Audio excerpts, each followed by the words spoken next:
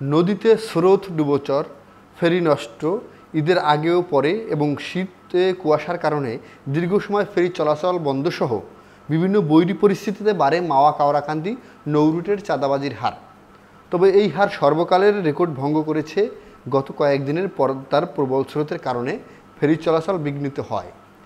এবার ঢাকা খুলনা মহাসড়কের ভাঙার মোড় থেকে শুরু করে কাওড়াকান্দি ফেরিতে উঠতে 5 থেকে 6 দফার বেশি চাঁদা দিতে হয়েছে পুলিশ ও ঘাটের নিয়ন্ত্রক প্রভাবশালী চাঁদাবাজদের।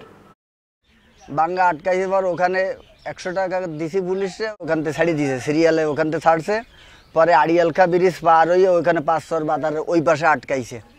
ওখানে আসলাম, রাত্রে আইছি, সকালবেলা ওখানে আবার 50 টাকা নিয়ে ওখান থেকে ছাড়ছে পর এইখানে আসছি সিরিয়ালে, এইখানে আবার ওই বাইপাস রাস্তার মুখে ওইখানে আবার 50 টাকা না 100 টাকা নিয়ে ছাড়ছে। এই সিরিয়ালে আসছি, এখন এই সিরিয়ালের সামনে হয়তো এখানে আবার পুলিশে 50-100 টাকা দিতে হবে। এরপরে বাঁশকল আছে সামনে, বাঁশকলে টাকা দিতে হবে, ওইখানে পুলিশেও আবার দিতে হবে টাকা। এরপরে ওই মাথায় গিয়ে সিরিয়াল 200টা লাগতে পারে, 100ও লাগতে পারে। আমি বেনাপোল থেকে আসছি 18 তারিখে। আসার পরে ভাঙ্গা এসে হাইওয়েতে ঠেকাই দিয়েছে গাড়ি, ঠেকাই দেওয়ার পরে হাইওয়েতে ওখান থেকে পার গাড়ি থেকে 500 টাকা করে নিচ্ছে। নেওয়ার পরে ছাড়িয়েছে, ছাড়ার পরে আবার 5 চর আসছি, 5 চর বাজারের ওই পাশে আসার সাথে সাথে আবার ঠেকাই দিয়েছে হাইওয়ে পুলিশে, ওখান থেকে 200 টাকা করে নিয়ে এখানে ছাড়ছে।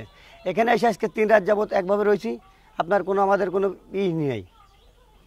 এখানে আসার পর আবার ডান সাইডে একটা গাড়ি ঢুকতেছে, গাড়ির প্রতি 200 টাকা করে নিচ্ছে তারা। এখান থেকে গাড়ি দিচ্ছে ফেরিতে 200 টাকা করে নিয়ে ডান সাইডে, কালকে যারা আসছে তারা পার হয়ে যাচ্ছে। আমরা এই যে কাঁচামাল নিয়ে আসছি, আমাদের কোনো নেই। আবার সন্ধ্যা লাগার সাথে সাথে বলে যে পরিবহন আসবে, তোমাদের কোনো যাওয়ার কোনো ব্যবস্থা নেই। ফেরিতে নদীতে দুর্যোগ হ্যান ত্যান থানায় পানায় কথা বলে পুলিশে প্রত্যেক গাড়ি প্রতি 300 থেকে 400 টাকা করে খাচ্ছে। বৈরী পরিবেশে কখনো 8 থেকে 10 দিন ট্রাক নিয়ে ঘাটে অপেক্ষা করতে হয় চালকদের। এতে নষ্ট হয় কাঁচামাল সহ বিভিন্ন পণ্য। এ সময় তাদের কাছে অনেক সময় খাবার কেনার টাকাও থাকে না। চরম হয়রানি ও ক্ষতির শিকার দক্ষিণাঞ্চলের 21 জেলা থেকে ঢাকা ও চট্টগ্রামগামী পণ্যবাহী ট্রাক চালকরা। কাওড়াকান্দি ঘাটের কাছে দায়িত্বরত পুলিশ সদস্যরা জানালেন, তারা শুধু শৃঙ্খলা রক্ষার দায়িত্বে নিয়োজিত। দায়িত্বরত ট্রাফিক ইন্সপেক্টর ও ফেরির চাহিদা মতো গাড়ির নিয়ন্ত্রণ করেন তারা। ওই ওজন অনুযায়ী তাদেরকে একটা নির্ধারিত হারে একটা টাকা BIWTA-কে দিতে হয়।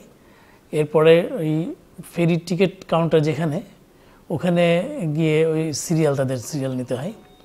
তো এখানে BIWTA সহ যারা এই ঘাট নিলামে ডেকে নেয়, সংশ্লিষ্ট যারা আছে তারাই এই কাজটি করে থাকে। তো এরা আনসার বাহিনীর সদস্যদেরকে নিয়ে এই কাজটা করে থাকে। এখানে পুলিশের কোনো ইনভলভমেন্টস নাই।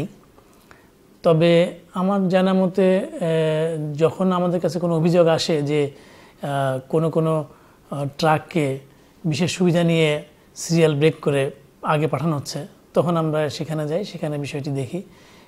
সেহেতু আমরা ওই একজন ট্রাফিক ইন্সপেক্টর সহ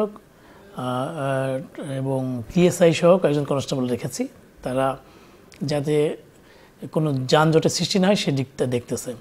ফেরি পারাপারের জন্য কোনো টার্মিনাল আমাদের এখানে ইউজ হইতেছে না। তো ইউজ না হওয়ার কারণে ওই গাড়িগুলো আগে যানজট বেশি হতো।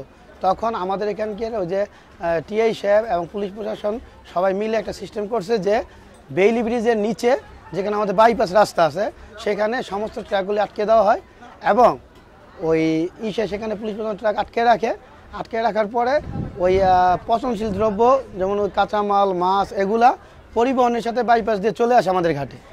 আবার যখন আমাদের ওই ফেরি আসার সাথে সাথে আমাদের যখন গাড়ি দরকার পড়ে তখন আমরা তাদেরকে জানাই, তারা ওখান থেকে পর্যায়ক্রমে যেমন আমাদের ফেরি হয়, যেমন 1 নম্বর ঘাটে ফেরি লাগছে একটা, সেখানে আমার 15টা গাড়ি লাগবে, তখন আমরা 1 নম্বর ঘাট থেকে তাদেরকে পুলিশ প্রশাসন বলা হয় যে আপনারা 15টা গাড়িতে, তখন সিরিয়াল মতো পুলিশ প্রশাসন ওখানে তারা গাড়ি আটকে রাখতেছে, তারা ওখান থেকে 15টা করে গাড়ি ছাড়ে। বৈরী পরিস্থিতিতে ঘাটে যানজট সৃষ্টি হলে খুশি হয় চাঁদা আদায়ের সাথে জড়িতরা। এ সময় বাড়ে চাঁদার মাত্রা ও খাত। এখানকার সরকার দলীয় প্রভাবশালী এক নেতার নিয়ন্ত্রণে চাঁদাবাজরা কখনো কৌশলে কৃত্রিমভাবে সৃষ্টি করে অব্যবস্থাপনা, তখন সৃষ্টি হয় অসহনীয় যানজটের। এসব চাঁদাবাজদের হাত থেকে মুক্তি পেতে সরকারের ঊর্ধ্বতন কর্তৃপক্ষের দৃষ্টি আকর্ষণ করেছে ভুক্তভোগী ট্রাক চালকরা।